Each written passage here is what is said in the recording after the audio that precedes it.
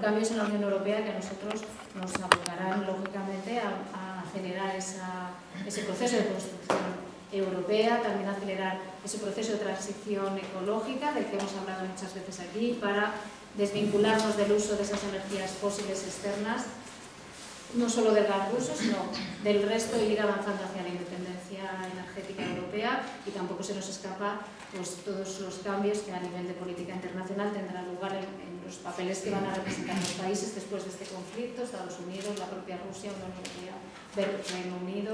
Pero bueno, todas esas son primeras pinceladas. Prefiero que les demos paso a que hablen las expertas. Si os parece, Hanna, comienzas tú. Muchas gracias. Muchas gracias por tu presentación, gracias a vosotros por venir a esta charla sobre Ucrania. Veo aquí muchos compañeros y compañeras, muchas gracias, y muchas gracias a Ruth. Somos compañeras, conocemos hace mucho de la universidad, y para mí es un orgullo porque ella es una gran experta en el tema, como veréis. Yo os voy a dar unas pinceladas un poco generales del conflicto en el primer bloque, y luego en el segundo hablaremos del tema de la acogida, de la directiva de acogida, y porque ahora hemos puesto un punto de inflexión, porque es una directiva que nunca se había puesto en marcha con anterioridad. Se ha puesto en este caso lo que supone cómo han llegado los refugiados a España, cómo se han documentado y cómo está funcionando el sistema.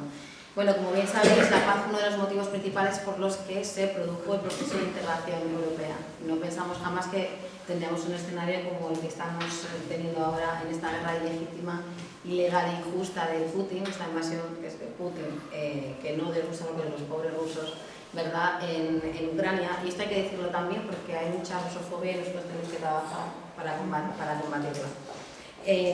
No pensamos que esto se fuera a suceder, si bien es verdad que hay que decir que nosotros ya vivimos en Europa la guerra de los Balcanes, que fue en los 90, no hace tanto, y también fue una guerra muy bonita. O sea que hemos tenido algunos escenarios de inestabilidad.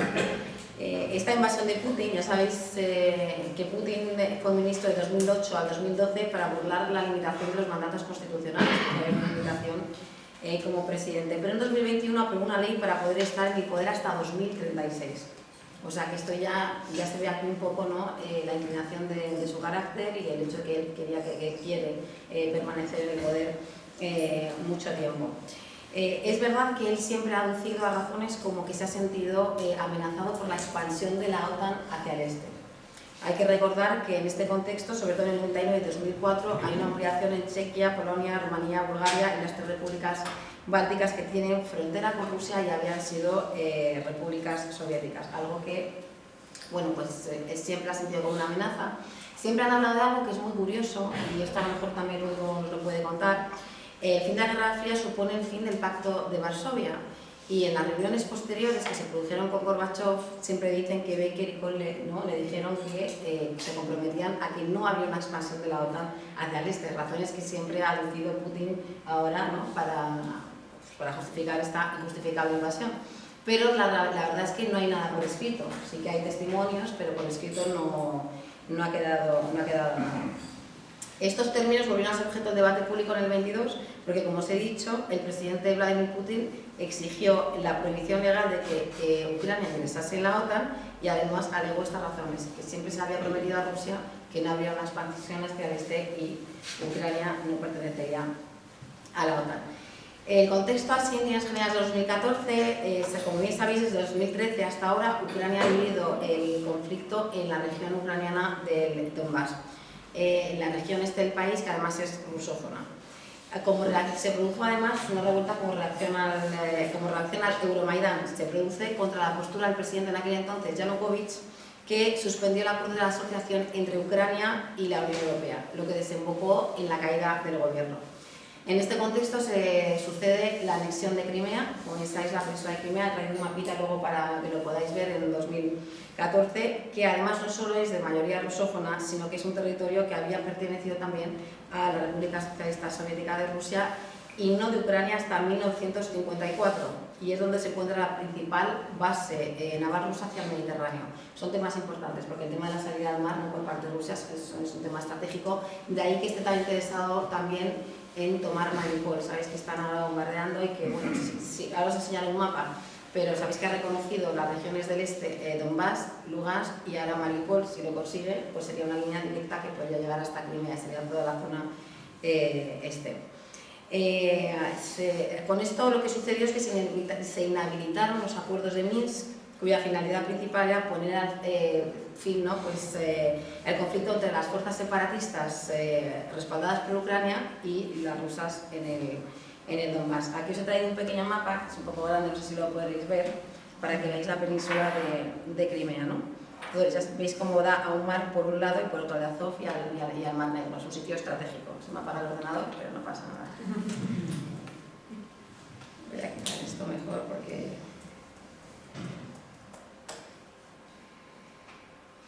Vale, aquí os he traído otro mapa que tampoco sé si podéis ver bien, pero es importante porque si veis esto es Ucrania y esta es toda la zona este. Entonces veis que las zonas de Lugansk, Donetsk y Mariupol aquí con salida al mar y aquí a Crimea. O sea, lo que haría sería como un arco.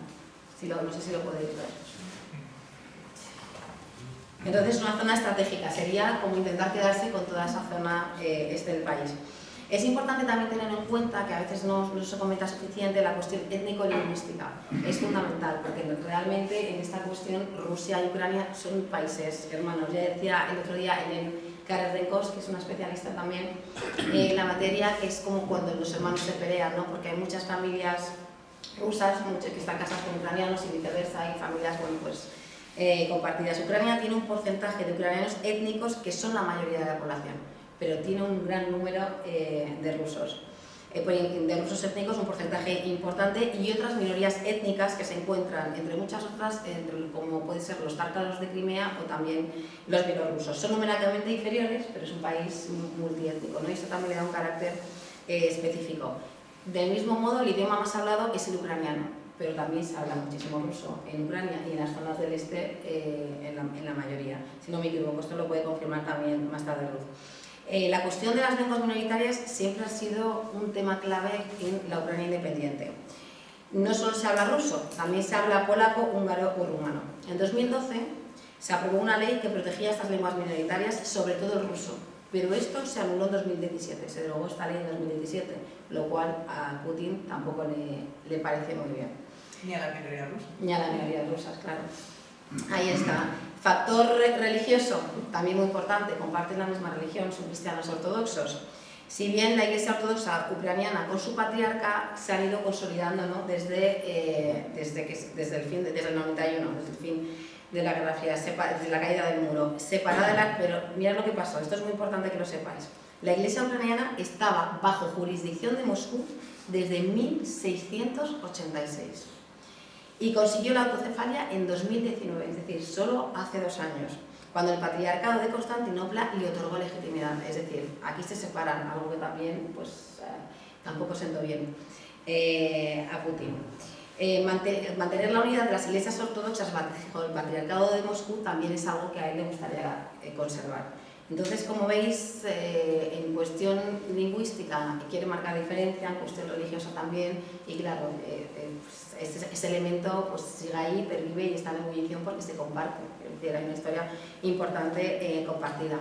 Como ha comentado antes nuestra compañera, es importante decir que esto nos ha hecho replantearnos la necesidad que tenemos de la independencia estratégica y energética. Y es verdad que aunque ahora se va a acabar el invierno, lo que está todo el mundo, ahora se acaba el invierno y vamos a ver qué pasa y qué pasa con el tema de las sanciones, porque hay países que quieren ir a más sanciones, lo cierto es que la dependencia del gas ruso es muy importante. Para nosotros no tanto, porque el 40%, como bien sabéis, lo traemos de Argelia, pero realmente hay una dependencia que está condicionando mucho y ha condicionado en las primeras fases de la guerra, por lo menos algunos países que se ralentizaron más a la hora de las sanciones, si bien es cierto que la Unión Europea ha mostrado una gran unidad en la condena de la guerra, en la aplicación de sanciones y sobre todo en la aplicación de la directiva, de protección para los refugiados, que creo que es, bueno, pues, que no solo es un acierto, sino que, bueno, pues que es un antes y un después, ¿no? Esto marca la diferencia entre este conflicto y otro. ¿Por qué? Y esto es importante decirlo, porque cuando tú eres refugiado en un país, tienes que salir de refugiado, porque tienes una guerra, te da mucha más seguridad saber que te van a coger en cualquier país de la zona y puedes salir más rápido que en un país en el que sabes que salir es muy difícil, trata, mafias, ya hemos vivido con el caso sirio, ¿no? O sea, quiero decir, no es lo mismo. Entonces esto es una directiva muy garantista y da mucha seguridad a los refugiados a la hora de poder salir de Ucrania. Bueno, también es importante decir que Ucrania es un país que tenía en 2008 la mayor parte de sus exportaciones, con muchas veces, en su gran mayoría, a Rusia, y eso ha cambiado, porque ahora su mayor mercado por delante de Rusia es la Unión Europea, y eso también es un hecho significativo. En cuestión de gas os he traído unos datos porque me gustaría remarcarlo. Según el informe de Foreign Affairs publicado sobre Kremlin Gas, Bélgica, Francia y los Países Bajos importan menos del 10% de su gas natural a Rusia. España y Portugal ninguno. Alemania depende para casi la mitad de sus importaciones del gas natural e Italia alrededor de un 40%. Austria, Hungría, Eslovenia y Eslovaquia aproximadamente un 60%. Para Polonia un 80% y Bulgaria para todo su gas natural de Rusia. Y Moldavia igual. El otro día estamos hablando con Irache, que lo estaba comentando. O sea, que esto ha hecho además que los precios se disparen, como bien sabéis, además de la inflación, con la llegada de la guerra. O sea que, bueno, es muy importante trabajar en todo lo que son las transiciones verdes para que podamos ser independientes en este sentido. Nosotros tenemos más suerte como España, sobre todo porque, como bien sabéis, lo acabo de comentar, nuestro gas viene de Argelia, pero además ahora, pues, en comparación con otros países, estamos muchísimo más avanzados. Voy a pasar de este tema porque es más complicado, pero os había traído aquí también un mapa de todos los gasoductos. Sabéis que dos de los grandes, si no me equivoco, pasan por Ucrania, pero hay otros que llegan directamente a Alemania y otros que pasan por debajo de Ucrania, o sea, y no tendrían por qué pasar por ahí, pero vamos, el hecho de que esto se haya cortado ahora también tiene una incidencia importante en el precio. Pero no se han cortado, los gasoductos que pasan por Ucrania siguen facturando, ¿eh? Cuidado. Sí, pero es verdad que a menos cantidad, ¿no? Menos cantidad, pero sigue ingresando el gobierno ucraniano Sí, por sí. el gas ruso. Pero a menos nivel que de antes. Bueno, yo, si te parece, lo dejo aquí, ¿vale? Para que hables tú, porque luego pasamos a hablar del tema de la seguridad. Venga, vale. Yo creo que estamos ahora mismo, después de la pequeña la presentación que ha realizado y lo que ha contado ahora Hanna, creo que merece la pena ir un poquito al análisis y ver cuáles son los escenarios que tenemos por delante también, ¿no? Y yo creo que voy a plantear una pregunta ahora que quizás luego en el debate podremos debatir, pero yo creo que el gran dilema que tenemos ahora mismo delante de nosotros y de nosotras es si que estamos ante o una guerra larga o una guerra corta, ¿no? En una guerra larga estaríamos abocados a seguir enviando armas, sosteniendo la resistencia ucraniana y prever que en esa prolongación de la guerra eventualmente cayese el régimen de Putin, que parece que es el objetivo estratégico de las potencias occidentales, o bien una guerra corta en la cual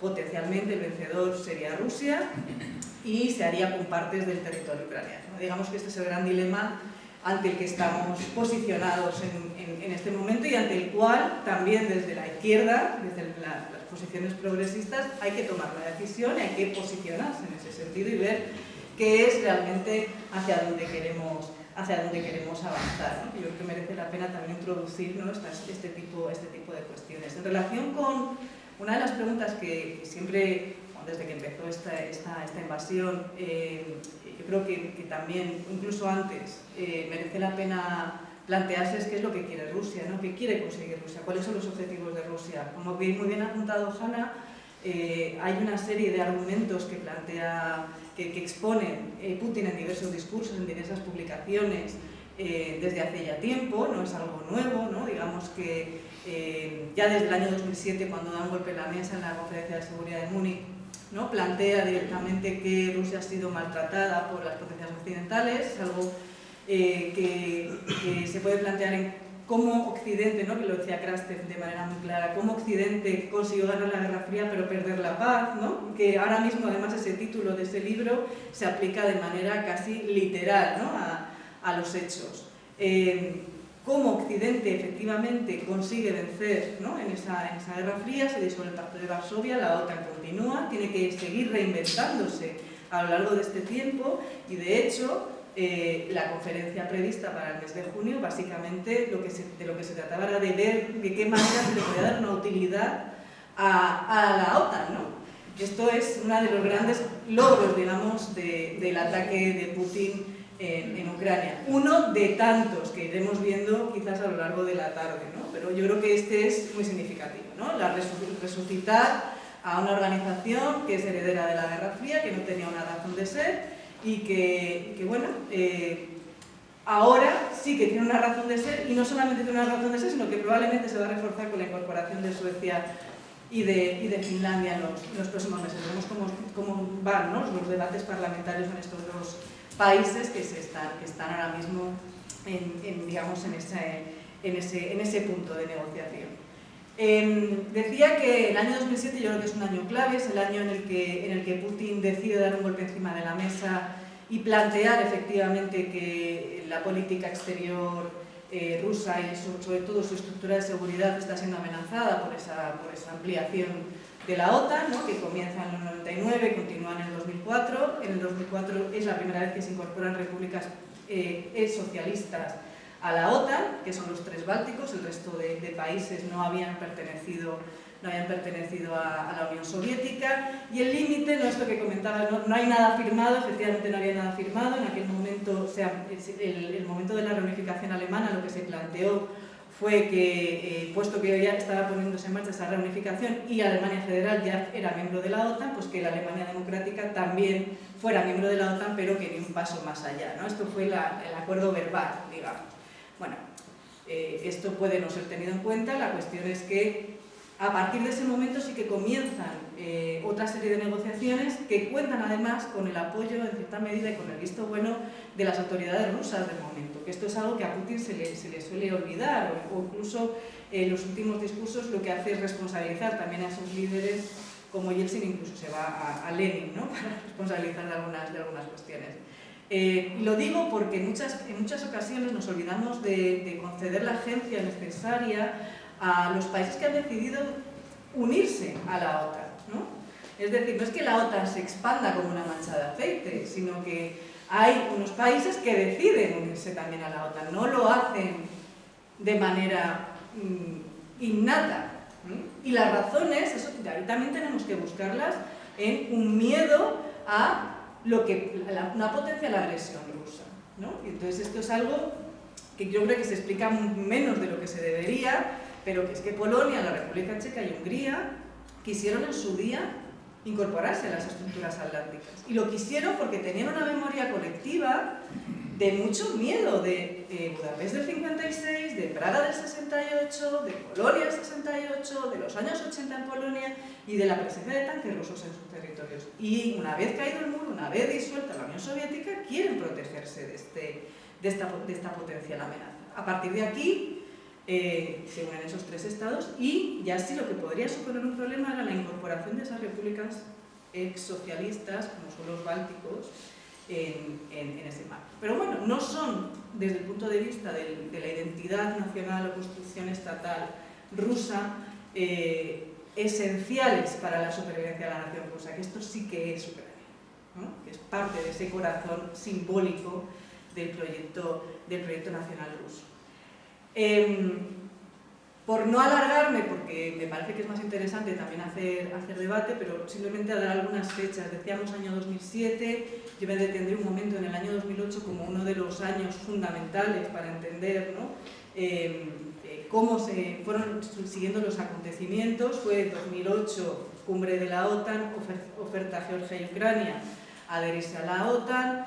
En el mes de junio hay una oferta de la presidencia rusa de Medvedev a la Unión Europea para construir de manera conjunta un modelo cooperativo de seguridad y defensa al margen de las estructuras atlánticas, es decir, al margen de la OTAN, porque se planteaba que la OTAN no tenía razón de ser, rechazada probablemente por la Unión Europea. Recordemos que el año 2008 también es el año de la independencia de Kosovo y también han pasado varios años desde los bombardeos de la OTAN de Serbia, en los cuales Rusia se sintió humillada, ¿no?, porque esto es algo que yo creo que merece la pena señalar. Unos meses más tarde tuvo lugar la guerra de Georgia, ¿no? Este un poco fue la secuencia.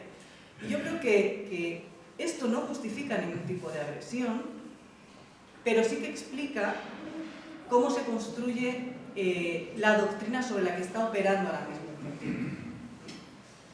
Cómo se construye ese elemento simbólico sobre el que está operando. Y a partir de aquí tenemos la guerra en Georgia, tenemos el Maidán, y en el medio suceden también, o en el medio, en ese transcurso entre los años 2004 hasta el 2014, las distintas revoluciones de colores, que son vistas también como una amenaza, porque son occidentales, porque buscan, digamos, una aproximación a un sistema político que se aleja del propuesto por la Federación de Rusia, porque bueno, son vistas como una cierta amenaza. Tenemos del año 2004 Revolución Naranja, la revolución en Georgia, las revoluciones en Kirguistán, y en el año 2011 y 2012 distintas movilizaciones sociales también en Moscú, en San Petersburgo, en las grandes ciudades rusas fundamentalmente, que son vistas como un efecto contagio de lo que estaba sucediendo también en esos otros territorios.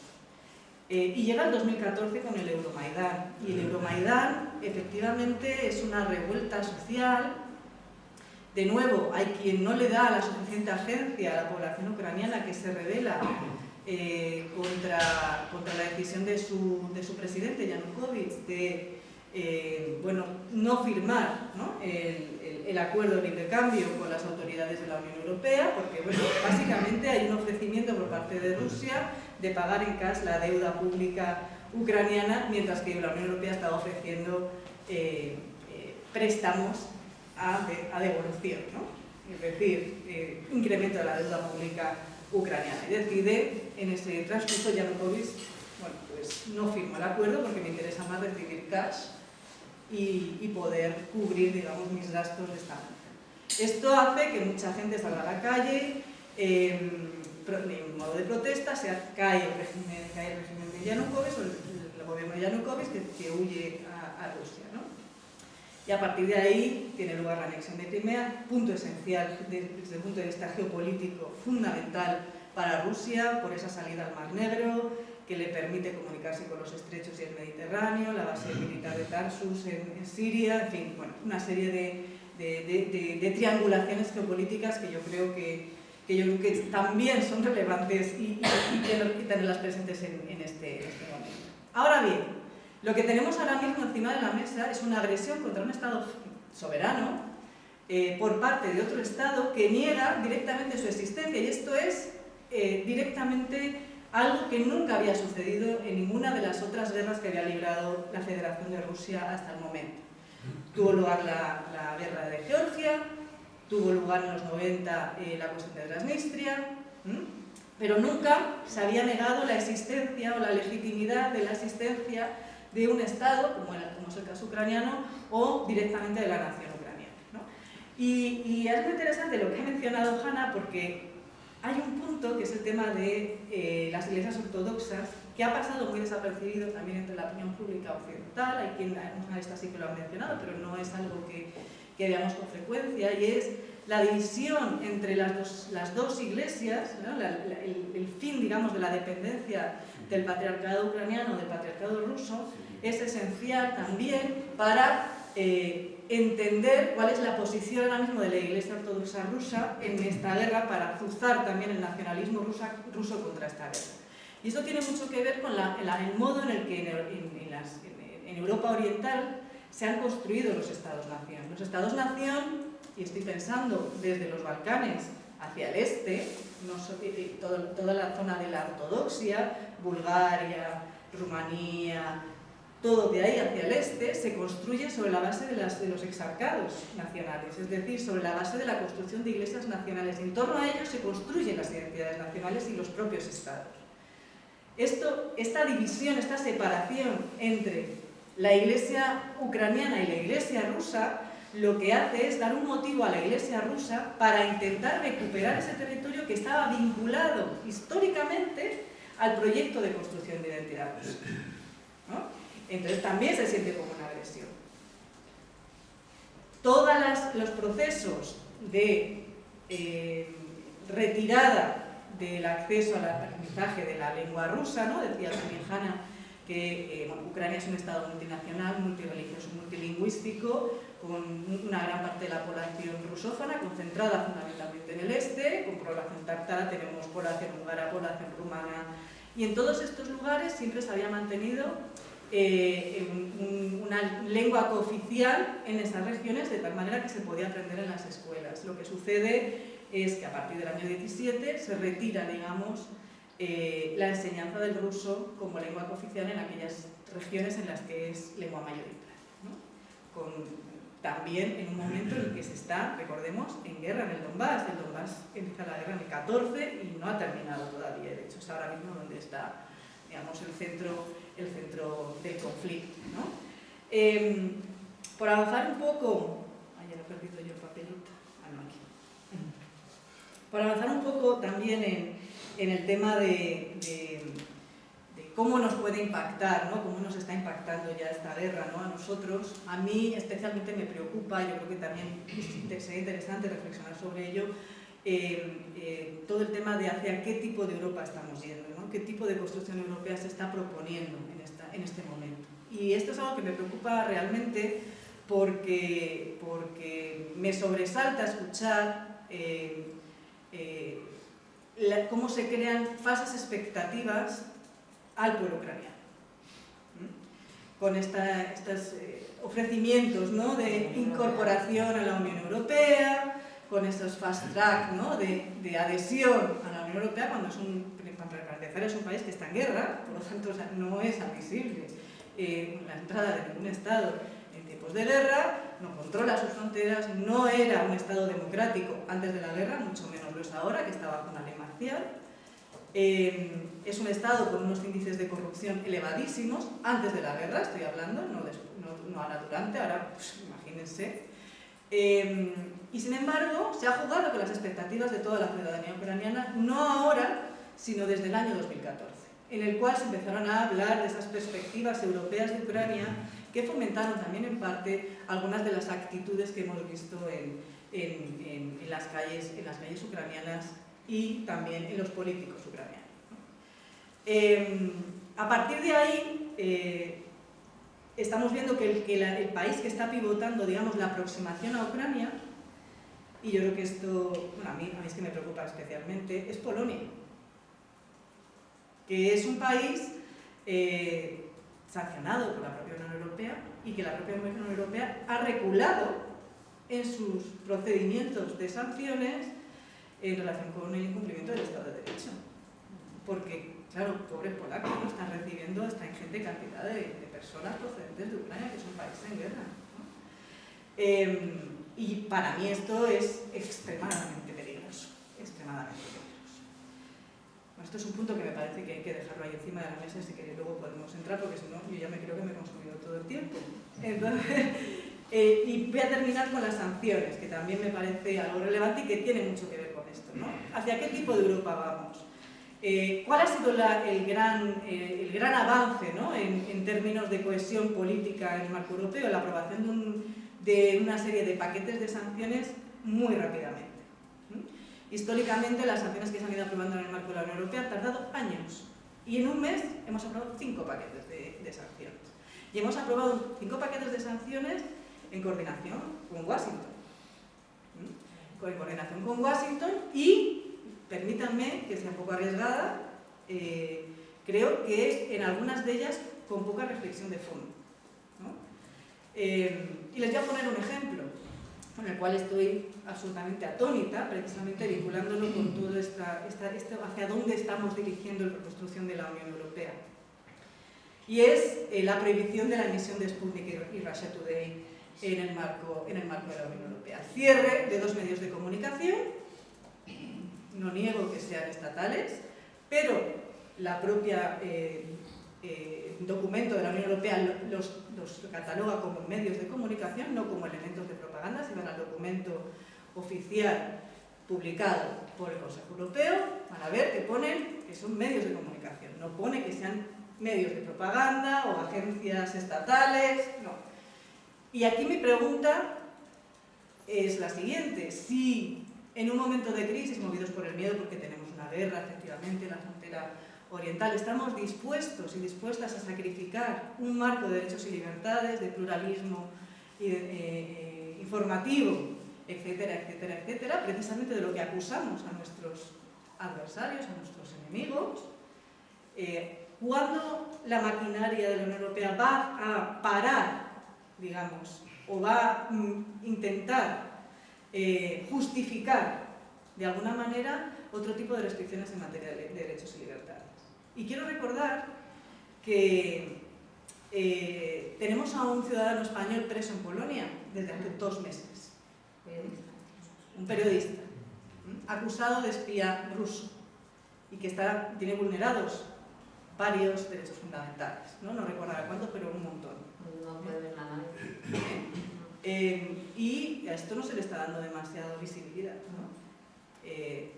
Por tanto, para concluir esta primera intervención, ¿qué tipo de Europa queremos? ¿Hacia dónde queremos construir Europa? Estamos efectivamente trabajando con esta construcción de la brújula estratégica, primero limitada a la seguridad y defensa, ahora a más ámbitos, al tema energético, transición verde, etcétera, etcétera.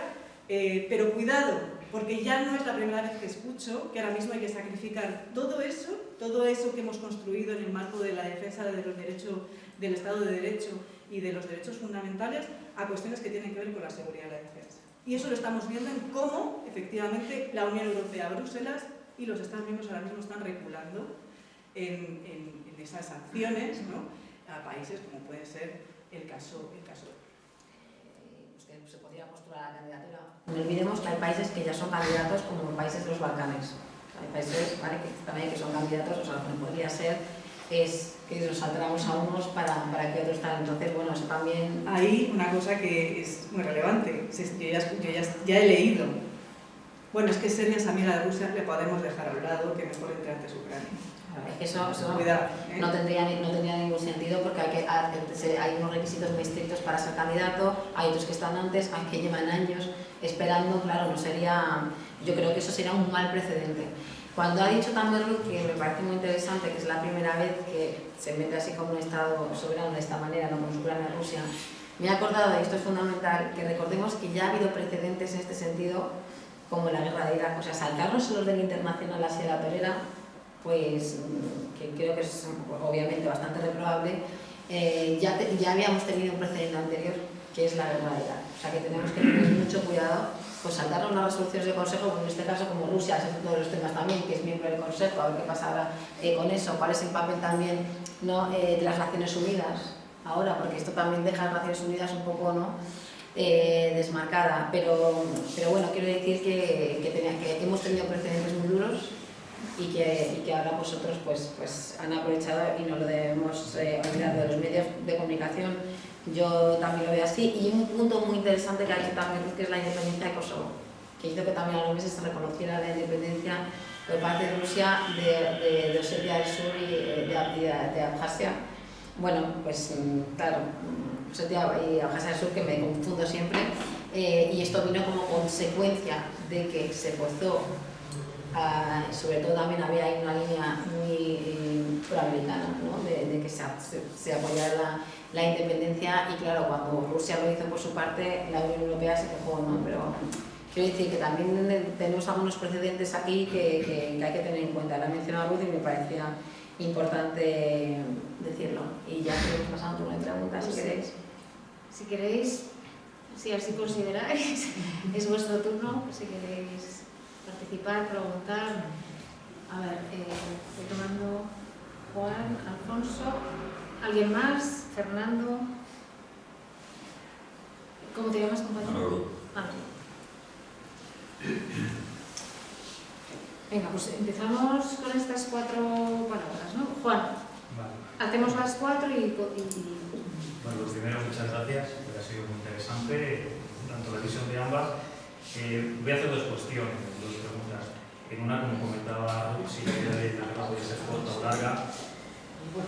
Para mi impresión puede ser falsamente corta o por desgracia larga, porque como comentabas, el origen de la acicate supuestamente esa invasión que de la OTAN acerca de su territorio, pero al final estamos viendo que todo va a una cuestión sentimental, étnica, histórica.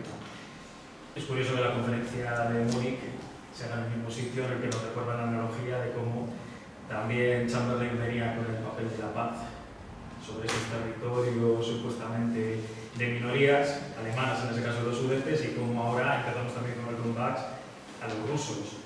Pero al final, recordemos que la idea de Putin, que ha salido hace poco en las noticias, es que los niños de primaria van a empezar a estudiar ya desde el primer año la historia de Rusia, y se ha dado ya orden a los profesores de que se hable de los territorios del sur de Rusia que se llama Ucrania. O sea, la idea de desaparecer totalmente su idea estatal. Entonces, ¿hasta qué punto no está siguiendo la analogía de empezar como los sudetes con los nazis, las minorías, y después empezar a establecer todo el territorio porque es el origen de la voz de Kiev y es todo el territorio ruso? Entonces, ¿hasta qué punto ya nos estamos olvidando del origen que era lo de la OTAN y que al final su propio cometido vaya más allá y no sepamos dónde va el fin hasta que no sea ya la adhesión total, el Lebensraum famoso que ya tuvieron los nazis, que hasta que no se pudo impedir, pues fue la idea que triunfó. No sé qué idea tenéis, si al final va a ir un poco más a esa idea más larga o va a ser un cierre en falso de una paz que pueda pasar como el 2014 con Crimea, que al final no se termina de resolver. Y la otra duda es exactamente con Crimea, que hablabais de las minorías, igual que lo de la iglesia autocéfala, con los tártaros de Crimea, ya que desde los 80 habían vuelto en masa después de la deportación de Stalin, pues hasta qué punto el gobierno ruso o el ucraniano anteriormente estaba dando algún tipo de viabilidad, sobre todo para calmar esa parte de la población, porque hasta qué punto están siendo ayudados por parte de Rusia, están siendo partícipes o en qué situación se encuentran. Y sobre todo teniendo en cuenta que son étnicamente túrquicos, entonces Turquía está ahí, es miembro de la OTAN, es vecino. ¿Cómo está exactamente esa situación? Gracias. Gracias, Juan. ¿Hacemos más preguntas? O... Tenemos 4, si os parece, Sí, yo creo que se hablamos. vengan y contestáis a estas. Alfonso. Yo lo único que tengo son preguntas, que evidentemente no podemos resolver porque serían muchas. Pero sí hay un par de bloques en las preguntas que me hago. Hay un primer bloque que es más de andar por casa, más de charla de bar, que es ¿cómo es posible que Putin invada Ucrania y la izquierda está no está muy de perfil bajo? Yo eso es una pregunta que planteo aquí porque yo lo veo, ¿verdad? Yo tengo amigos que son leninistas de toda la vida de Dios, que están en contra de Putin, tengo amigos que son leninistas de nuevo cuño, que es que no lo tienen nada claro porque Rusia es Rusia, y tengo amigos socialistas que están mirando para otro lado, y tengo amigos socialistas que dicen que no, tampoco lo entienden, entre los cuales me englobo yo. Yo no entiendo cómo el día 2 no estábamos todos en la calle diciendo que esto había que pararlo. Totalmente.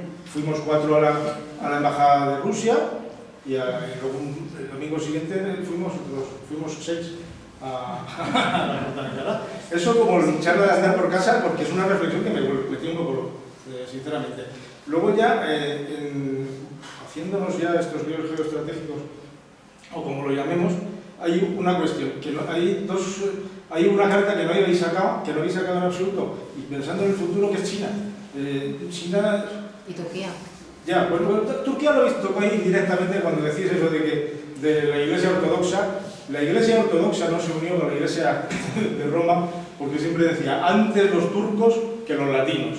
O sea, ahí yo creo que todavía el patriarcado ortodoxo tiene sus creencias. Bueno, eso es una paja mental, medieval china.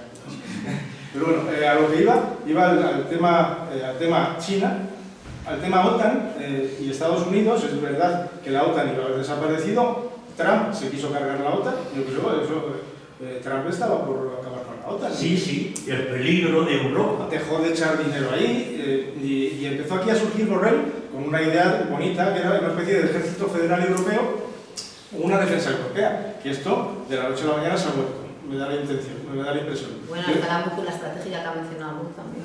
Pero vamos, lo que se va a reforzar es la OTAN, que ahí está Estados Unidos, que en su momento Estados Unidos era Trump, amigo de Putin. Sí.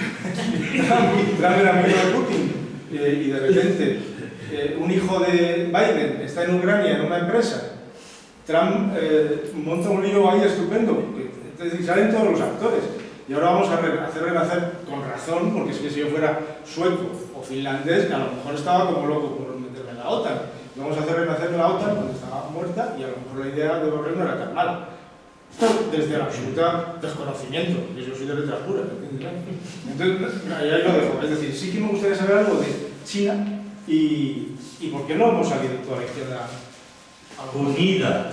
Sí, Unida. Bueno, unida ya estuvimos, unida, sí. Unida. Gracias, Alfonso. Fernando. Bueno,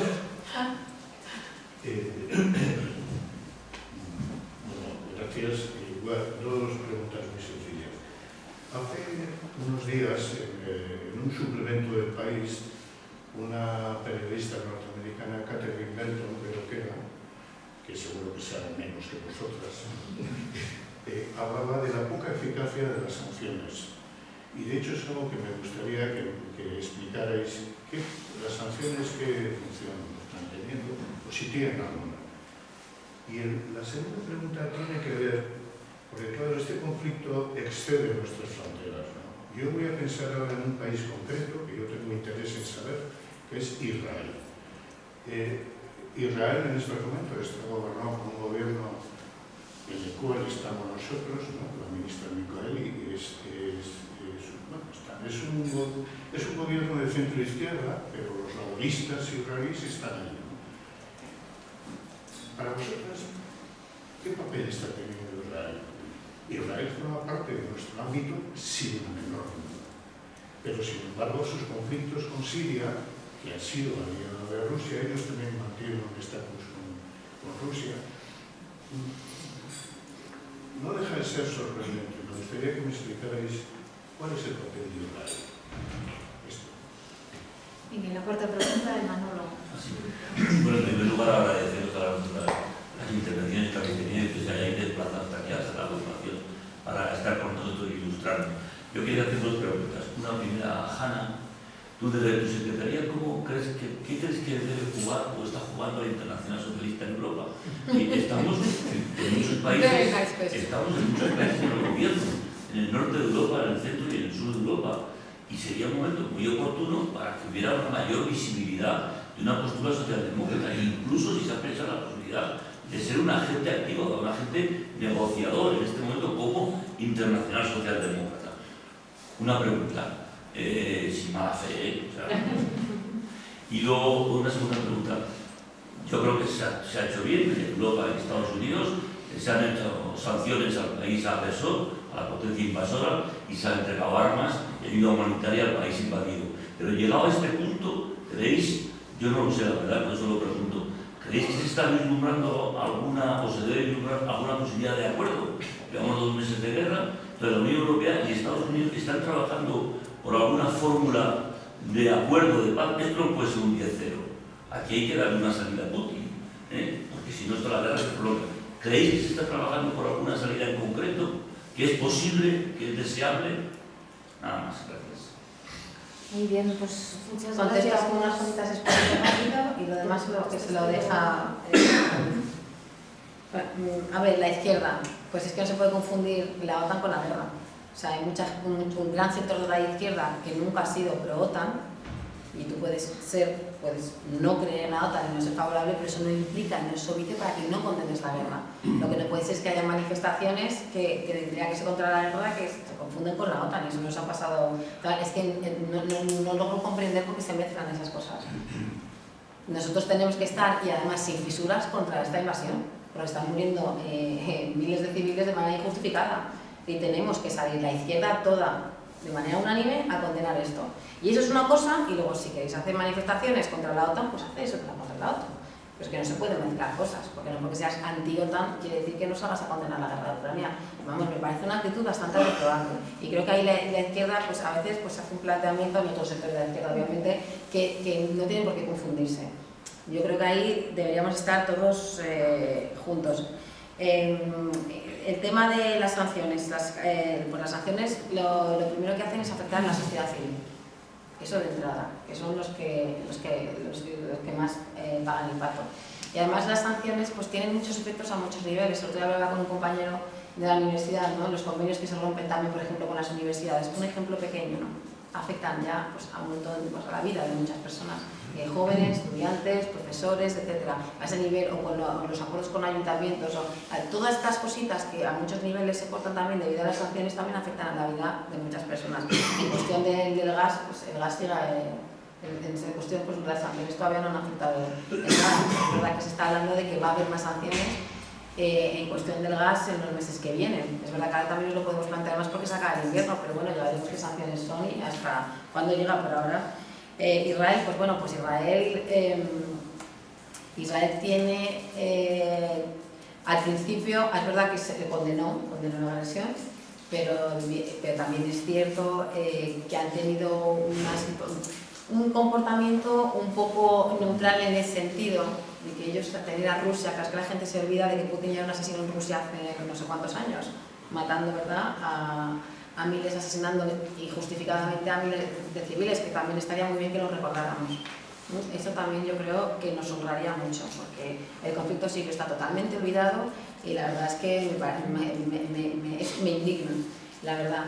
Tienen el tema de Irán y todas las milicias iraníes luchando en territorio sirio y bueno, pues tenían esa comunicación también con los rusos en ese sentido, entonces han tenido esa posición a tiempos un poco ambigua, pero es verdad que lo han condenado también en el Consejo de Seguridad, pero claro, tienen a Hezbollah en el Líbano, con una milicia yihadista luchando en Siria, todas las milicias pro-iraníes también en Pakistán, Afganistán luchando en Siria, y bueno, pues eso le preocupa bastante a Israel por no hablar. Bueno, ya las suníes, como se han quedado concentradas todas en Idlib, son menos peligrosas para Israel, pero ciertamente las otras les preocupan y claro, ahí ha habido un control ruso en ese sentido. La Internacional Socialista, pues fíjate, yo hablo con el secretario general de la Internacional. Hoy justamente. La Internacional necesita un repast importante y esto es algo que todo el mundo ve y ya sabéis que está la Alianza Progresista por una parte y la Internacional. Es una decisión que se produce hace unos años, sobre todo por integrantes del SPD, porque bueno, pues, la Internacional ciertamente tiene que cobrar, estamos trabajando para que recobre el espíritu socialdemócrata y hay muchos países, sabéis que ahora hay una ampliación importante a muchos países africanos, que está muy bien, pero necesita más vida, necesita más reconocimiento, necesita más protagonismo, necesita más fuerza. Estamos trabajando en ello y yo espero sinceramente que a finales de este año y el otro podamos conseguirlo. Y además es algo que demandan muchos países y que demandan muchísimos partidos hermanos que tenemos en la Internacional Socialista. Y luego pues hay temas también que hay que cambiar. Hay algunos partidos que están en la Internacional pues que también tienen que ser sancionados porque sus posturas ideológicamente en algunos casos no son muy de izquierdas. Al revés, apoyan a gobiernos de derecha en algunos países en Latinoamérica. Entonces, bueno, pues este tipo de cosas también hay que mirarlo. La Internacional necesita un trabajo en profundidad y estamos en ello, ¿eh? En la Secretaría hemos tenido ya varias reuniones este año, tendremos más y lo estamos trabajando porque también nos preocupa. Ya te digo. Bueno, pues me dedicaré las que no has respondido tú, más o menos. Sí. A Juan, ¿no? Juan, que planteaba el tema de los orígenes del conflicto. A ver, yo creo que los orígenes del conflicto no son solo de tipo etnohistóricos o etnoreligiosos o étnicos, ¿no? Está también el tema de esa percepción de amenaza por parte de la OTAN, pero hay algo muy importante también y es esa idea que tiene Putin de reconstruir el imperio zarista, ¿no? Con la incorporación de los territorios que se denomina como Novorossiysk, lo voy a decir. No me va a salir, Novorossiysk, no me va a salir, da igual. Que son todos los territorios que tienen que ver con la parte oriental de Ucrania, toda la parte sur de Ucrania, que dejaría como territorio continental al país, ¿no? Incorporando a esa franja, que eso digamos que es la parte de territorio que tenía Catalina la Grande, ¿no? Y es ahí donde se quiere ver reflejado Putin en ese proyecto de conquista, porque hay una parte del territorio ucraniano que no le interesa a Rusia, que es toda la parte occidental, que es la parte cosaca de Ucrania, que perteneció en su momento, estaba unificada con Polonia. Y en esa parte sabe que no tiene capacidad ni simbólica, ni tampoco logística ni militar de controlarla, y lo sabía al principio de la guerra y ahora todavía más, ¿no? Lo visto en el desarrollo de la confrontación bélica y del intento de invasión del país. Por tanto, son cuestiones multicausales, no es algo que se deba solo a una cuestión de tipo étnico, como planteabas en el tema del Tercer Reich, ¿no?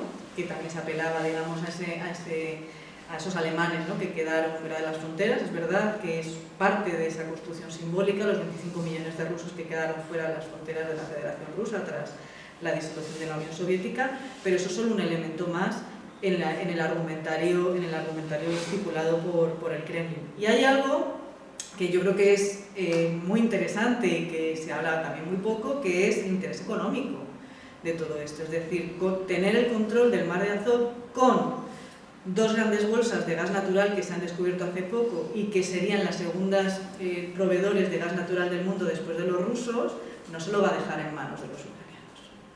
Y esto es algo que, de nuevo, también hay que ponerlo encima de la mesa, porque hay un interés genuinamente económico, geoestratégico para Rusia.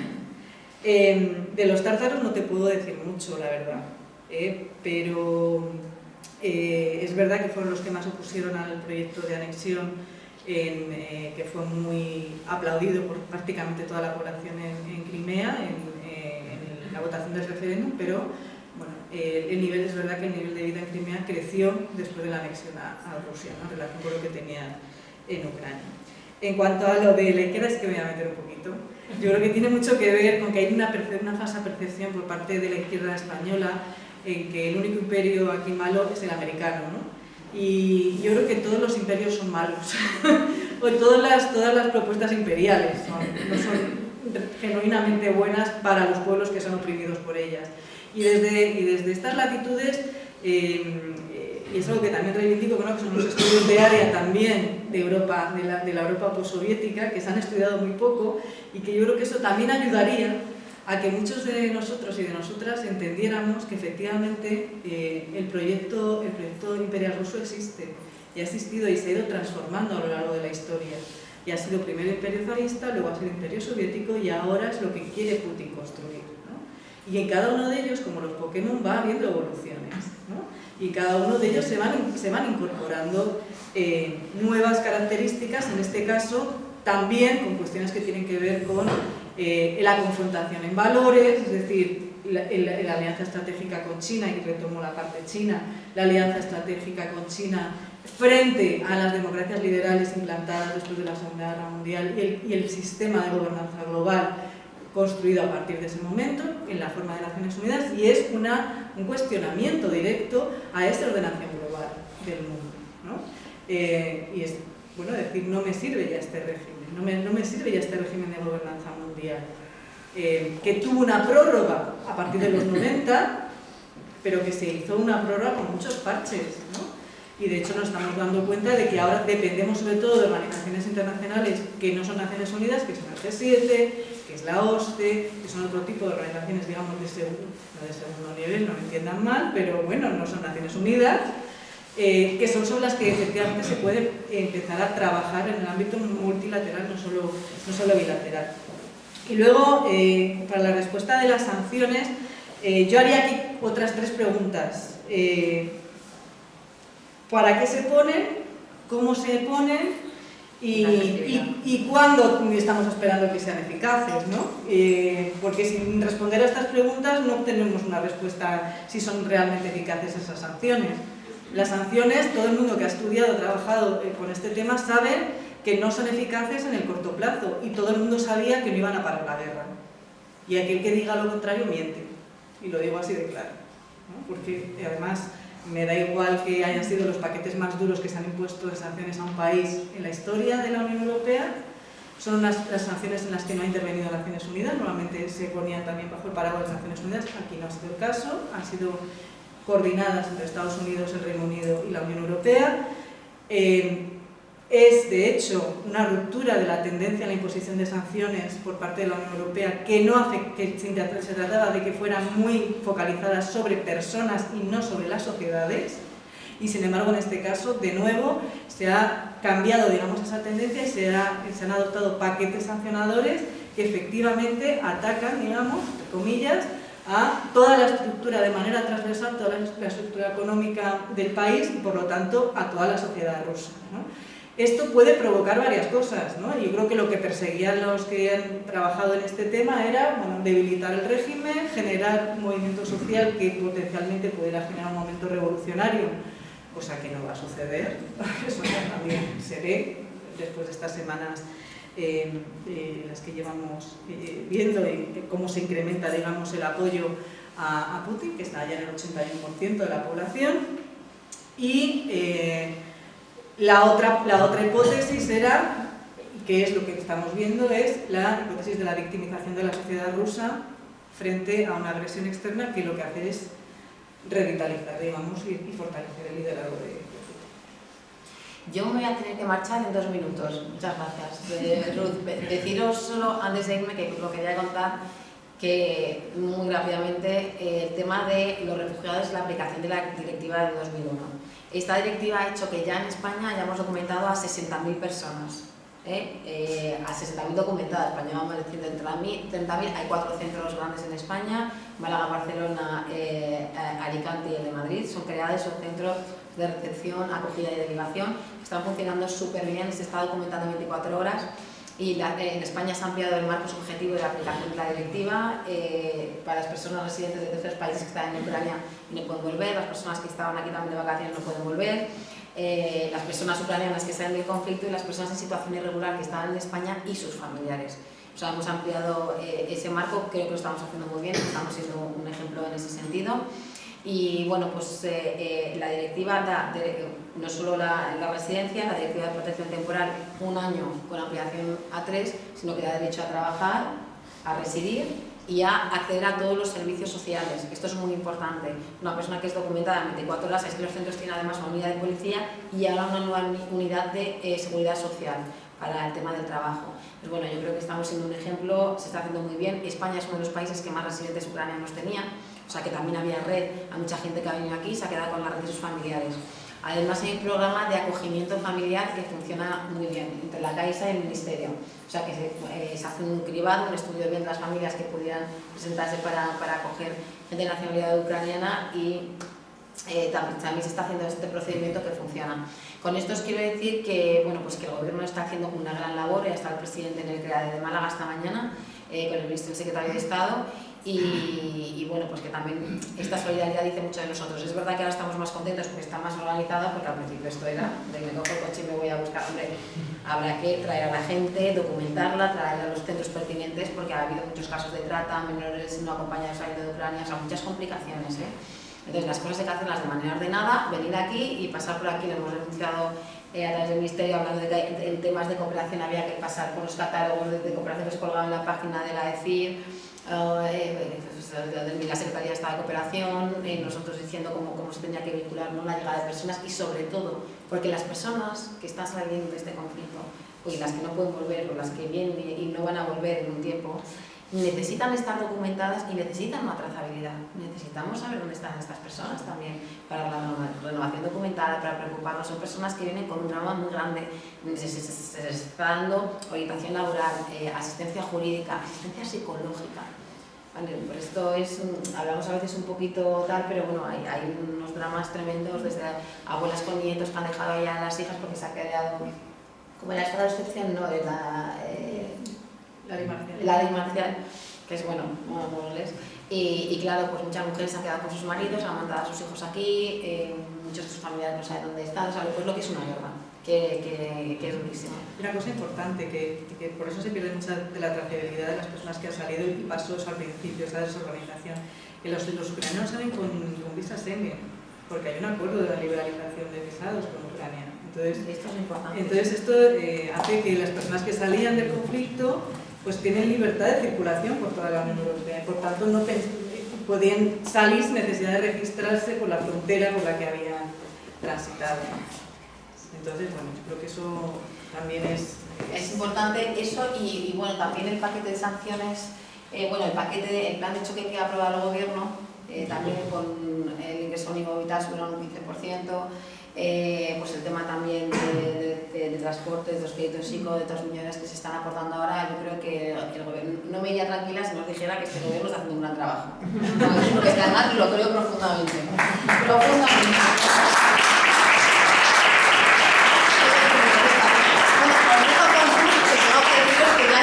Especialista que yo en la materia y que la verdad es que es un honor porque lleva años y además también ha colaborado con grandes compañeros que saben mucho del tema y ahora están en los medios y bueno, pues, es que es un orgullo.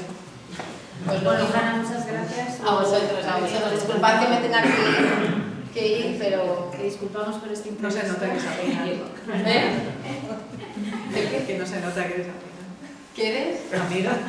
Sí, somos amigas, pero la verdad es que os lo digo en serio, es una persona muy preparada en la materia. Pues si os parece, continuamos. Bueno, si queréis, voy a plantear un poco el tema de la directiva de protección temporal, ¿no?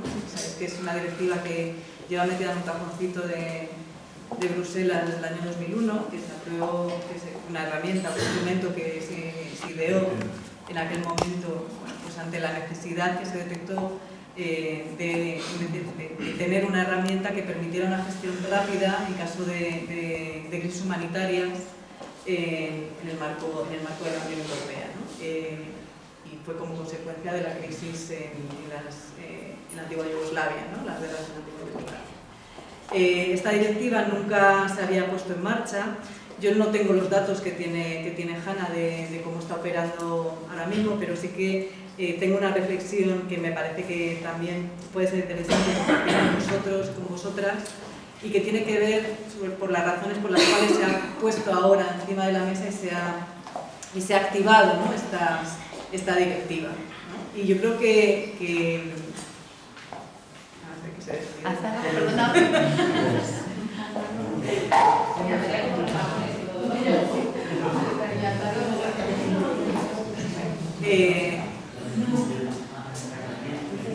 yo creo que la primera de las razones por las cuales se ha activado ahora y no hay crisis humanitarias anteriores, como puede haber sido la del año 2015, tiene mucho que ver con el miedo existencial en la Unión Europea, lo que está sucediendo en la frontera europea, que es el que le ha llevado pues, a aprobar de esa manera tan rápida esos paquetes de sanciones, algo inédito, ¿no? en la historia de la Unión Europea, como es inédito la aplicación de esta directiva, la puesta en marcha de esta directiva.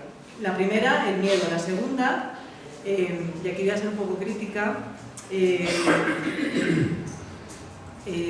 precisamente porque históricamente la manera de construcción de la política migratoria europea se ha sostenido sobre una cuestión que es la externalización fronteriza, ¿no? En el resto de las crisis humanitarias que hemos tenido siempre había un Estado que se hacía cargo de las personas que querían llegar a Europa. Y en este caso no hay ningún Estado en el medio entre Ucrania y la Unión Europea. Y esto ha hecho de la necesidad virtud, ¿no?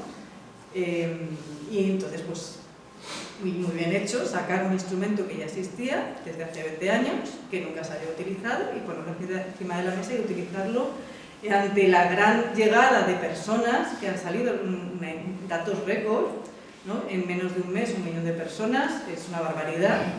Pensemos que en el 2015 fueron 800.000 personas las que llegaban a toda Europa, y que estamos hablando de 1 millón de personas en Polonia. Por lo tanto, es decir, que el desequilibrio es sustantivo, ¿no? Por tanto, muy bien hecho, pero yo creo que tenía que haberse puesto en marcha en aquel momento, ¿no? Muchas personas reclamamos en el año 2015 que se hubiera implementado esa directiva. Y fíjense que yo creo que hubiera sido muy interesante que se hubiera puesto en marcha entonces, porque entonces nos hubiéramos dado cuenta de las dificultades que tenía el arranque, ¿no? de este tipo de instrumentos, porque no solamente es que efectivamente se les dé permisos de trabajo, sino que a prisa y corriendo han tenido que ponerse en marcha todos los mecanismos administrativos, de personal que tiene que atender a todas estas personas, habilitar centros, etcétera, etcétera, etcétera, que en las primeras semanas fueron un caos, ¿no? Especialmente en lugares como los primeros centros de llegada, como pudo ser Polonia o la propia Transnistria, ¿no? Que es el país más pobre de Europa. Entonces, el no tener articuladas ni testadas, digamos, las maneras en las cuales gestionar toda esta ingente cantidad de personas que con una directiva que lo que se supone que tiene que hacer es acelerar, digamos, los procedimientos administrativos y arreglar los papeles de todas estas personas que están llegando, bueno, pues también es una dificultad extra, ¿no? Es una pena que se haya ido Hanna porque ella te traía los datos, yo no los traigo, de cómo se ha puesto esto en marcha en el caso español, ¿no? Que yo creo que sí que es verdad que se está haciendo de manera adecuada, ¿no? Yo creo que más o menos para un poquito más de debate nos da, ¿no? Bueno. Pues abrimos otro turno de palabra. Vale. Espera, primero fue él, ¿cómo te llamas? Rafael. Rafael. Enarejos. Rafael Enarejos. Militante de la agrupación de Murcia. Ah, bienvenido. Pilar. Y por allí había otra palabra. Antonio. Venga, pues Rafael, ¿había por aquí alguna palabra que no haya visto? Sí, me preocupa al hablar de Trump y ese miedo que suscitó en Europa. Trump, que tuvimos que se iba a liar, le vendió armas a China por el asunto y eso se aplanó y demás. Europa necesita una cámara de dictamen. Siempre ha sido la definición económica, pero visto lo visto del peligro, y este peligro son dos peligros. Si no nos definimos como potencia, el futuro que estamos viendo es incierto. La recesión que tuvimos con la derecha y extrema derecha, el pacto de la vergüenza que usted lo ha mencionado con respecto a los 800.000 de Turquía, que era la entrada a Europa. Y es vergonzoso esa recesión por motivo Alemania, la Merkel. Bueno, por eso digo que deberíamos tomar una postura bélica en el sentido de tener un ejército para poder defenderlo en el futuro. Siempre la paz, por encima de todo, pero estamos viendo quién es el ser humano y lo que regenta, y después lo económico, en el alimento, es incierto también, y ya en el planeta las materias primas están en Rusia, que está marcando, y como usted bien ha dicho, el foco económico de la guerra. En África, el petróleo, el gas en Ucrania. Así que bueno, pues enfianzar las religiones, la Iglesia, el papel importante que ha sido siempre un régimen, una forma dictatorial. Y el primer foco de conflicto fue en el 75-77, ahora no me acuerdo, en fin, es igual. Ahí lo dejo. Gracias, Rafael. El planteamiento. Antonio. Kosovo. No, Antonio Giraldo. Perdón, Kosovo, el primer conflicto, que fue étnico, o sea, no étnico y religioso. Bueno, nada, yo voy a ser muy rapidito. Muchas gracias, lo primero, me está pareciendo tremendamente interesante. Solamente una pregunta muy corta y muy concreta. ¿Cómo crees que afectaría al conflicto, en todas sus escalas, una eventual victoria de Marine Le Pen este domingo en Francia? Esa es la pregunta. Ahí está el tema. Ese es el tema. Pilar. Bueno, muchas gracias por estar resultando súper interesante y reflexiones muchas, pero por abreviar. Ha habido una pregunta que se ha quedado en el tintero sin contestar, si realmente se está estudiando una solución ante inteligencia occidental. Y luego has aventurado como dos finales, uno muy largo con la caída de Putin, con el peligro que tiene de Con la ser un hipotética. animal acorralado con armamento nuclear, que eso también, como se ha dicho aquí, hay que darle una salida, porque eso es muy peligroso para todos, o la corta que Ucrania ceda los territorios. Entonces me gustaría escuchar tu hipótesis, Delfín. ¿Cuál es tu reflexión aquí y ahora? Porque cada día cambian los acontecimientos, pero en este momento, con lo que tenemos, ¿cuál es tu reflexión? Vale. Qué difíciles todas, ¿no? Nos has demostrado tu valía. ¿Prefieres contestar ahora? No, mira, voy a responder la que tengo aquí pendiente de antes, que no, ya la de si se está negociando alguna salida al conflicto. Yo creo que no, por parte de nadie, ¿no? Hay una suerte de negociaciones fake ahora mismo al más bajo nivel, que sí que es verdad que sigue abierta el diálogo diplomático, como no puede ser de otra manera, pero no veo ninguna intencionalidad por parte de ninguna de las dos partes de las dos, no son dos partes, son más de dos partes, porque no solo Ucrania y Rusia, sino que también están las potencias occidentales que tampoco, ¿no?, las veo yo con ningún interés ahora mismo por negociar absolutamente nada, porque al final de toda guerra siempre se quiere negociar cuando tú vas ganando, ¿no? Y si no vas ganando no quieres negociar, prefieres mantener el conflicto vivo, ¿no? Lo de Marine Le Pen, es que claro, esto es que ni me lo he planteado, honestamente. Que casi prefiero no planteármelo, ¿no? A ver qué pasa esta noche también, a ver cómo hace, pero... Para tranquilidad, el barómetro de Ipsos de hoy... Me daba 10 horas, ¿no? 16. De 16. Yo vendo cuchillos para cortar una avena, ¿eh? No está mal tampoco, la verdad que entiendo. Es verdad que un escenario con una Francia gobernada por la extrema derecha, con las posiciones de la extrema derecha, complicaría mucho las cosas en Bruselas, y yo creo que acentuaría el proceso, no solo en relación a la guerra, sino el proceso de construcción europeo que mencionaba antes en mi anterior intervención. Se vería sobre todo mucho más abocado a esa idea que tienen de la Unión Europea países como Polonia, como Hungría, como la República Checa, de que fuera una Europa de los pueblos, de las naciones, y no el proyecto europeo que tenemos con todas sus imperfecciones. Yo soy muy eurocrítica en general, pero que tenemos construido sobre una serie de valores que todos compartimos, ¿no? Y yo creo que esto lo pondría muy en jaque. En relación con Rusia, yo creo que esta es una de las claves. Si hacemos un poco de política ficción y vemos a Marine Le Pen sentada en el Elíseo, bueno, pues aparte de ser durísimo, creo que sí que haría replantear algunas posiciones en relación con Rusia. Algunas, y aquí igual me estoy arriesgando mucho, esto está quedando grabado, pero puede aparecer en cualquier sitio, como no sé, pero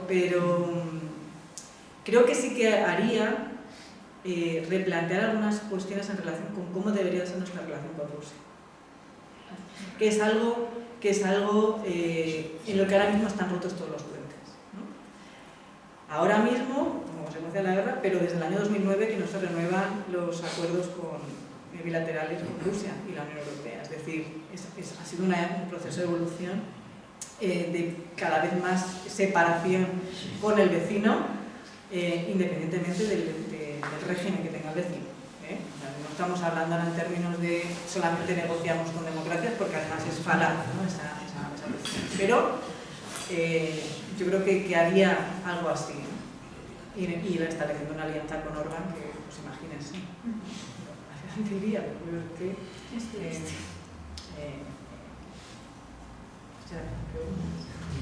Sí, tu hipótesis a la y ahora del final. No lo sé. Realmente sería aventurarme mucho, porque podría confundir una hipótesis con deseo. Y no me encuentro en condiciones de ahora mismo tener una hipótesis hacia dónde puede ir. Yo no veo, quizás no creo que Ucrania acabe entera, como empezó. Y eso en una de las dimensiones. Y en el plano general, creo que el mundo no va a volver a ser como era antes del día 24 de febrero, y creo que vamos a tener que vamos a tener que trabajar muy duro también desde las esferas del progresismo, ¿no? De la izquierda, para ver hacia qué tipo de mundo queremos dejar también a nuestros hijos y a nuestros nietos. No sé si a ustedes les pasa, pero mis hijos me dicen que esto qué es, lo que estamos, que son adolescentes, y me dicen, pero o sea, primero un COVID, ahora esto, o sea, ¿qué habéis hecho, no? ¿Qué habéis hecho? Entonces, yo creo que tenemos que trabajar precisamente para tener un mundo más sostenible, una crisis ecosocial, en fin, un mundo más sostenible, más justo, ¿no?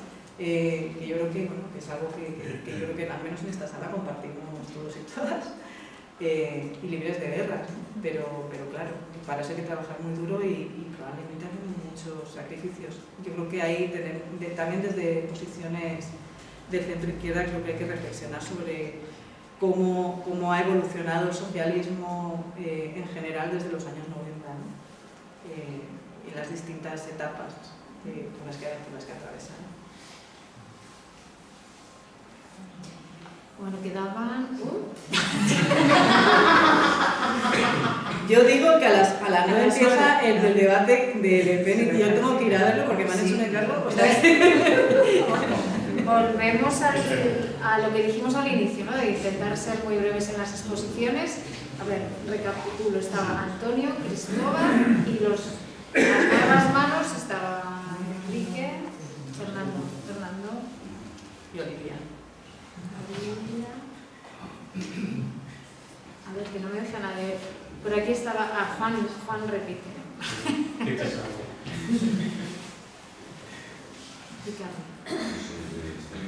Pues venga, vamos a ser breves, Antonio. Sí, una cuestión muy concreta y después una propuesta. La cuestión concreta es el riesgo nuclear. Yo, la verdad es que creo que en los debates el riesgo nuclear se habla poco. Yo me gustaría saber tu opinión porque cuando se constituyó la CEI, Gorbachov estableció unos acuerdos de que los arsenales nucleares de Ucrania se cedían siempre que no lo harían. Si eso fue real y si tú ves que en cualquier momento, en una situación, pues Putin ya lo ha dicho, ¿no? Es decir, cuando lo ha dicho, bueno, una vez miente y otra no miente, ¿no? Pero eso es un riesgo, pues, que me gustaría saber tu opinión. No una guerra nuclear general, ¿no? Pero sí tácticamente un bombardeo y eso, ¿qué puede suponer? Si al final la cosa va a la tercera guerra mundial, como en algunos, bueno, es decir, y la general es una propuesta que hago para otro debate, porque serían las consecuencias económicas para este país de ese conflicto, que las estamos sufriendo y las vamos a sufrir mucho. Un desgaste político enorme. Sí. Otro debate, Cristóbal. Dos cuestiones rápidas o al menos intentaré ser rápido. Una cuestión más interna y otra más global. Lo primero es que lo has empezado a mencionar, que a mí me resulta bastante curioso el impacto negativo que está teniendo la invasión de cara a la Unión Europea y a procesos que en teoría lo que hacen es reforzar la posición de Putin de quitar la Unión Europea, o sea, no está impactando negativamente en el electorado, o sea, en la intención de voto que hay a la ultraderecha pro-Putin, como Le Pen o Vox en España, que resulta curioso que no esté afectado, el tema del cierre de medios de comunicación que habías comentado, los distintos ataques a la libertad de expresión, o sea, yo pues ahora lo sabes porque compartimos opiniones en algunos espacios virtuales, pero me pone muy de mala baba la gente que apoya indirectamente la invasión de Rusia, pero también entiendo que tienen su derecho a pensar lo que sea, sin embargo eso también se está atacando.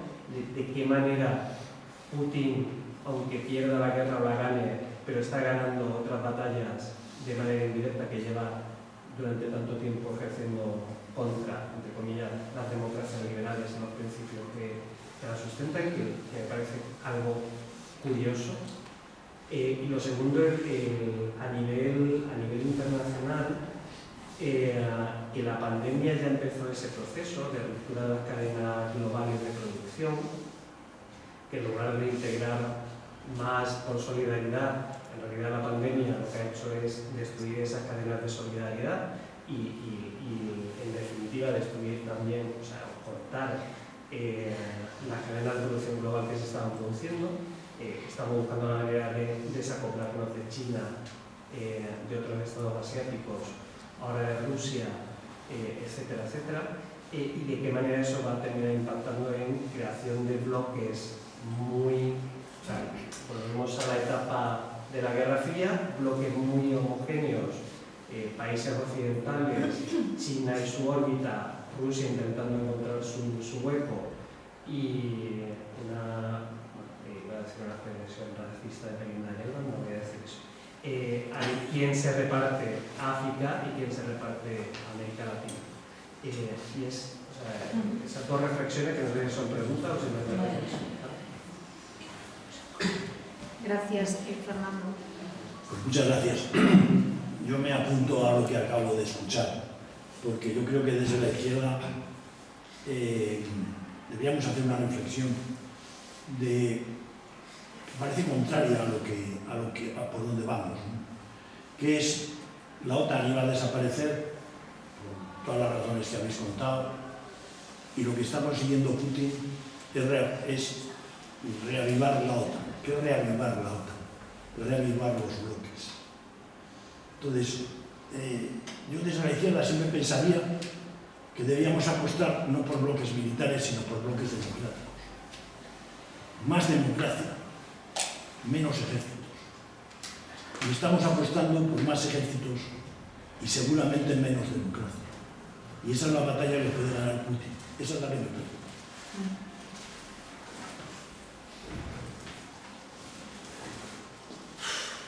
Digamos, Olivia. Mi reflexión breve es el mundo hasta el cual el desequilibrio que está generando el conflicto ahora mismo en Ucrania ha reforzado la OTAN, supuestamente una Unión Europea que ya tenía unos elementos en alza de desequilibrio desde dentro, desde inmolar y desequilibrar la Unión Europea con partidos de extrema derecha cada vez más integrados en las instituciones. ¿Hasta qué punto el conflicto en Ucrania está dando alas a que siga en alza un aumento de esos elementos que quieren desequilibrar la Unión Europea desde dentro? Es decir, una crisis de suministro energético que impacta en el suministro de materias primas, de alimentos, etcétera, que es un caldo de cultivo para los votos en un medio rural, sea el francés, sea el polaco, sea el español, portugués, etcétera, que se están echando al monte en pos de una extrema derecha. Ahora tenemos los comicios en Francia, pero vienen también los eslovenos este domingo y en breve aquí, con lo cual el desequilibrio que está generando de descontento socioeconómico de un nicho electoral de cara a comicios cada vez más descontento y cada vez apostando más por unas opciones que quieren inmolar y desestabilizar la Unión Europea desde dentro, es un factor que me lleva a la reflexión, y comparto contigo, Ruth, hacia qué Unión Europea estamos yendo, no ya a nivel migratorio de gestión y valores democráticos, éticos, etcétera, sino de quién va a terminar gobernando en el día de hoy y tomando las decisiones. Es decir, hasta qué punto un conflicto como este conflicto completamente le da alas a aquellos que quieren destrozar desde dentro la Unión Europea, so pena de que parezca que se está reforzando una visión de la Unión Europea como ente, con von der Leyen y con Borrell viajando unidamente, pero tienes efectivamente Polonia, que de repente no pasa nada con esto de derecho, tienes a Orban, insisto, Eslovenia este domingo, y veamos qué pasa en Francia el domingo. Pues queda Carmen y termina Juan. Vale, pues estoy un poquito afónica, pero sin COVID. Decía la profesora Ángela López que el siglo XXI iba a ser el de la venganza de los dioses, y por lo que se oye aquí parece que pasa algo así. Nos cae Filomena, hay guerras, hay fanatismos, hay fundamentalismos. El volcán de Amparo.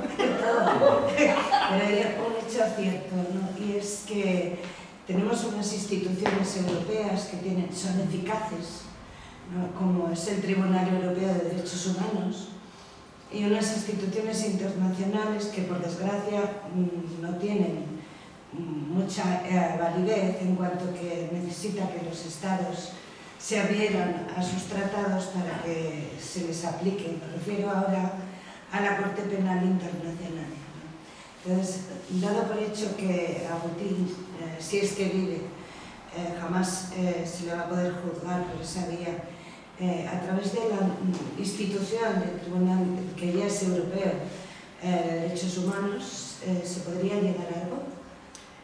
¿Puedo contestar a Carmen? Que va a ser un cortito. Sí podría, no juzgar, pero sí ver qué es lo que había, las denuncias, ¿no? Porque el Tribunal de Derechos Humanos de Estrasburgo, bueno, no es de la Unión Europea, pero es europeo. Es institución. Pero es que se le ha echado a Rusia hace como sanción también. Entonces nos estamos quedando sin las herramientas precisamente por esta visceralidad reactiva ante lo que está sucediendo en Ucrania. Nos estamos despojando de herramientas que permitan efectivamente recibir las denuncias procedentes de Rusia al Tribunal de Derechos Humanos de Estrasburgo. Que hay unas cuantas, pero es que ahora Rusia ya no está. Porque Rusia estaba suspendida desde la anexión de Crimea, pero no estaba fuera. Y se seguían recibiendo denuncias. Pero ahora ya no está. Entonces, yo creo que esto, los agentes que trabajan desde el derecho constitucional, que han puesto esto encima de la mesa, tampoco son escuchadas. Y esto es parte también de todo lo que estamos viendo, ¿no? Esa reactividad tan visceral que yo creo que en el medio plazo va a ir contra las propias sociedades europeas, en este sentido, ¿no? El seguimiento del objetivo estratégico de Estados Unidos, que es la debilitar a Rusia, ¿no? En una guerra de desgaste que se prolongue en el tiempo, pero que al final, ¿quién va a pagar la reconstrucción de Ucrania? ¿Estados Unidos? No, va a pagar la Unión Europea. Y esto también yo creo que tenemos que tenerlo en la cabeza. Juan, te quería preguntar exactamente que la incorporación de Suecia y Finlandia a la OTAN, ¿qué opinión te merece? Y sobre todo, bajo mi opinión, estamos fallando por un lado lo que es la socialdemocracia, sobre todo la nórdica, que la tenemos como un modelo exacto de estado del bienestar, en el que no está en nuestro gen el militarismo, no está la idea combativa. Hay que tener en cuenta que Suecia ya es el país iniciador que había vuelto por el servicio militar obligatorio, que es un país en el que tiene gran aceptación. ¿Hasta qué punto no estaríamos no solo apagando el fuego del este, sino crear el del oeste, teniendo en cuenta que tenemos un territorio ruso que ha quedado ahí olvidado, pero está presente, que es Kaliningrado, fronterizo con Polonia, con las armas nucleares, exactamente, con los Iskander, con todos los misiles, y que podría abrir otro melón también que nunca se ha solucionado, que es el de la gran minoría rusa que vive en el territorio de las repúblicas bálticas, que se nos olvida que siguen teniendo cerrados temas que, como en Estonia, como la nacionalidad por no saber el idioma, y no tener la capacidad de los derechos del resto de los ciudadanos y ciudadanas del país. ¿Hasta qué punto no estaríamos creando también otra situación? Desde la idea rusa también, no deja de ser Finlandia, un territorio que había sido suyo, que se revuelve igual que para ellos ha sido con Ucrania. Entonces, hasta qué punto es positivo que en lugar de ir cerrando toda esa situación de la OTAN, lo que estamos creando es otro problema en la zona oeste igual que tenemos en el este, bajo mi opinión. Ya, no sé si alguien más iba a querer intervenir.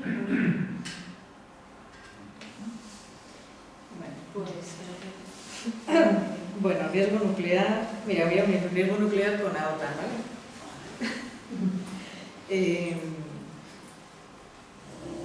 A ver, la utilización de armas nucleares está puesta en el cuarto lugar de la estrategia militar rusa por escrito. No es que sea Putin el que lo diga o Lavrov el que lo pueda aludir, sino que es uno de los supuestos, ¿no?, que establece en la estrategia militar rusa utilización de armas nucleares en caso de amenaza existencial o no del Estado ruso, ¿no? Entonces esto es algo que está por escrito, que efectivamente se ha sacado a la luz en las últimas semanas Y por supuesto no es descartable en ningún caso un escenario en el cual se utilicen armas nucleares tácticas por parte de Rusia, muy localizadas y que serían usadas además en caso de arrinconamiento, ¿no? Decían, hay que dar una salida a Putin, porque si no puede suceder que utilice, digamos, esa escena nuclear. Eso no es un escenario plausible, ¿no? Como dirían los militares, ¿no? Los que trabajan en análisis, en estrategia militar. No hay ningún escenario descartable en este momento. Y además de todo esto yo añadiría otra cosa más, y es que durante el periodo de Guerra Fría, que fue cuando con mayor intensidad se percibieron las amenazas nucleares o la utilización de las armas nucleares entre los dos bloques, había unas normas entre ambos contendientes. Y ahora mismo no hay ninguna norma entre ambos contendientes, entre los distintos contendientes, no ambos porque son más pero no hay unas normas. Y de hecho es algo que incrementa los riesgos, ¿no? en esa utilización, porque ¿no? si leen temas que tienen que ver con Guerra Fría y todas las reuniones periódicas que tenían los dos bloques en relación con la utilización de armas nucleares o no, de intercambio de espías, etcétera, etcétera, etcétera, hay reuniones periódicas perfectamente amistosas, con vías diplomáticas abiertas, y ahora no estamos en ese escenario, no hay reglas. No solamente no hay reglas, sino que lo que estamos viendo por parte tanto de la parte rusa como de la parte occidental, y no solamente estoy hablando de Ucrania, es el cierre absoluto de cualquier tipo de apertura al diálogo en relación con la guerra.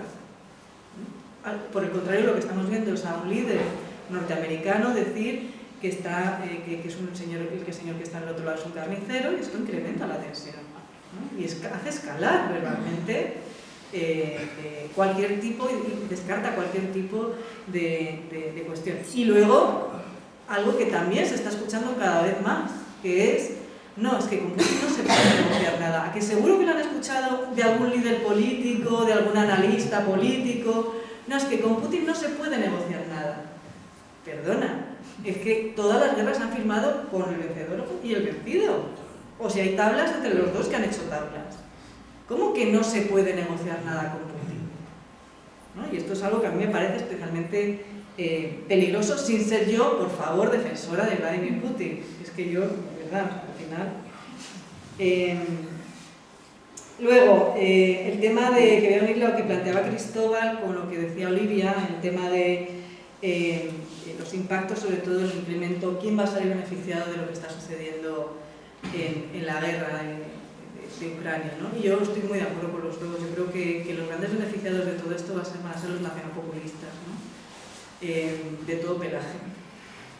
Pero no solo ellos, también aquellas fuerzas políticas sistémicas que copian los discursos y las políticas de esos movimientos nacionalpopulistas, de esos partidos nacionalpopulistas, porque sí que estamos viendo cómo Partido Socialdemócrata danés, por ejemplo, está copiando, ¿no? Por miedo a perder base electoral, determinadas políticas públicas procedentes de la extrema derecha.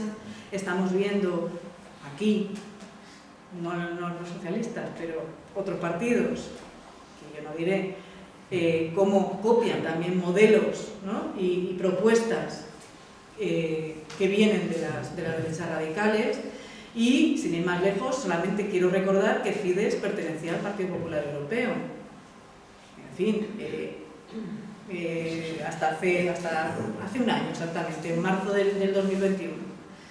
Por tanto, me preocupa el ascenso y la mayor presencia de fuerzas nacionalpopulistas en las instituciones, pero todavía me preocupa más que las fuerzas sistémicas, las fuerzas políticas sistémicas no sean capaces de articular discursos que efectivamente ejerzan de contrapeso y tengan una llegada a la ciudadanía, es decir, la propuesta de alternativas a las bases electorales. Y esto me preocupa mucho más, porque claro, que puede salir toda esta gente, pero si como partidos troncales y esenciales de los sistemas de partidos no eres capaz de articular un discurso que llega a la ciudadanía, me preocupa mucho más, ¿no? Salvo que estéis copiando el discurso de la extrema derecha. ¿no? Y bueno, yo más o menos creo que es lo que decía Fernando, ¿no? El tema de los bloques, que también, efectivamente, y también Cristóbal. Sí, yo estoy muy de acuerdo con ese planteamiento. Yo creo que el proceso de desacoplamiento comienza unos años antes de la pandemia, se incrementa durante la pandemia. Nos han leído el libro de Esteban Hernández. Lo que se plantea es un siglo, ¿no? Vamos hacia un siglo más asiático, y eso ya se decía antes, ¿no? Y lo que ha acelerado este proceso también es la manera en que se ha gestionado la pandemia, la creciente separación de esos dos bloques, esa creación de dos esferas, ¿no? Que se acentúa durante la época Trump, pero que se profundiza con el COVID, y ahora esto, ¿no? Y ahora esto en el que efectivamente las posiciones se polarizan mucho más y el desacople se está acelerando de manera sustantiva. Y cuidado, porque este desacople además está favorecido desde Occidente, de manera inconsciente quizás, ¿no? Porque la imposición de sanciones lo que hace es cortar las relaciones comerciales y económicas con el otro bloque. Ergo, lo que hace es acelerar el proceso de desacople. Y yo esto creo que también es una consecuencia no deseada de los paquetes de sanciones que se están imponiendo en la actualidad. Bueno, creo que más o menos, ¿no? Ya está.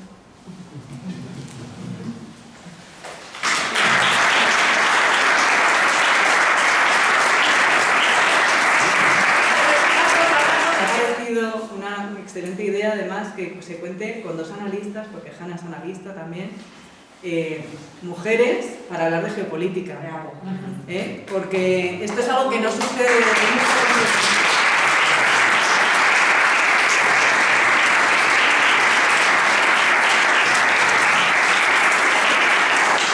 Bueno, ahí tenemos grandes compañeros ideólogos en la agrupación que nos ayudan mucho a organizar esto. Quería darte las gracias, a Hanna ya se las di, creo que es importante tener un debate como este fuera un poco de lo que nos cuentan los medios, para salir de ese fervor de la guerra, ¿no? Y de esas noticias diarias, para reflexionar un poco. Yo creo que nada va a ser igual, como has dicho. Nos llevamos la pregunta de qué Unión Europea queremos, con todos esos peligros de pasar por alto todo lo conseguido en derechos, ¿no? Justificándolo con la guerra, esa nueva relación con Rusia. Y creo que como Partido Socialista tenemos mucho que decir y que posicionarnos ahí, ¿no? Gracias a todos y a todas por venir, y nos vemos en la próxima.